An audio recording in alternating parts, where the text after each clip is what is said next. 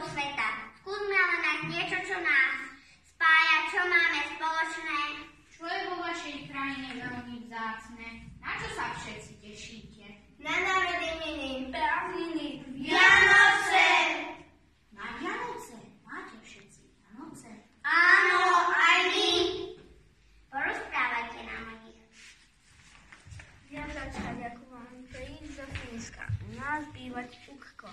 To je Santa Claus, kde všetci mať obrovský stromček poníkanceme, spievame.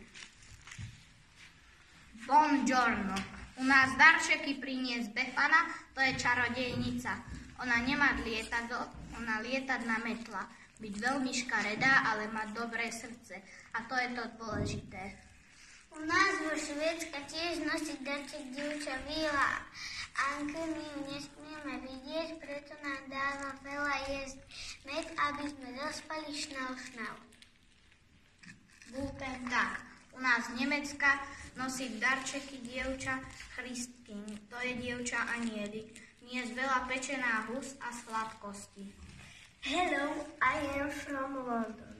Vymať kráľovna naozajstná. Tá zapáliť lampy na vianočný stromček na veľkom námestí London. Santa Claus rozdáva darčeky do pančúchy nad korub a spievame koledy napríklad We wish you a Merry Christmas. Joj, tu je poznať. U nás nosiť darčeky Télapov. Mi rozdať darčeky a jesť štedrá večera, to byť sama dobrý jedlo. Mňam, mňam. To mi je veľmi veľa. U nás je 12 mešače v rohu. No tak to u nás sa nejí až do večeře, pretože kto nejí, ten uvidí zlaté prasátko. A má to zlaté prasiatko zahnuté zuby do hora? To je jasný, ty moc čumíš do bedny.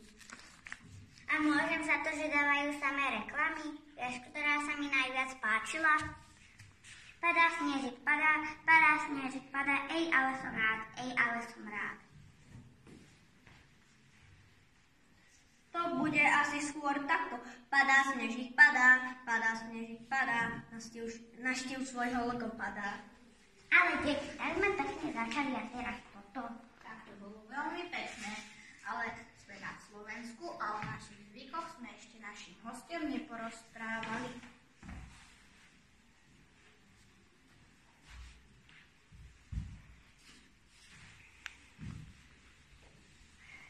Naše vianočné zvyky sú veľmi staré.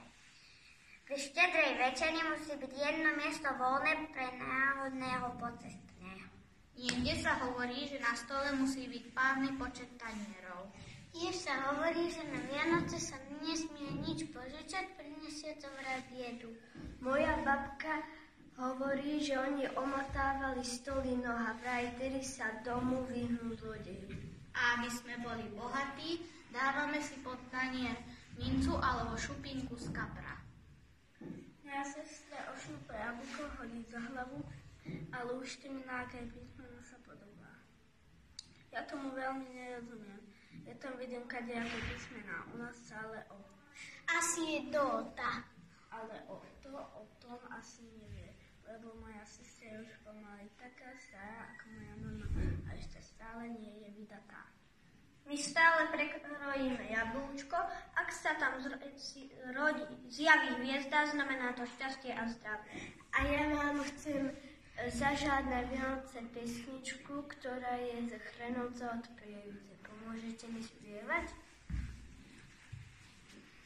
Daj Boh šťastia,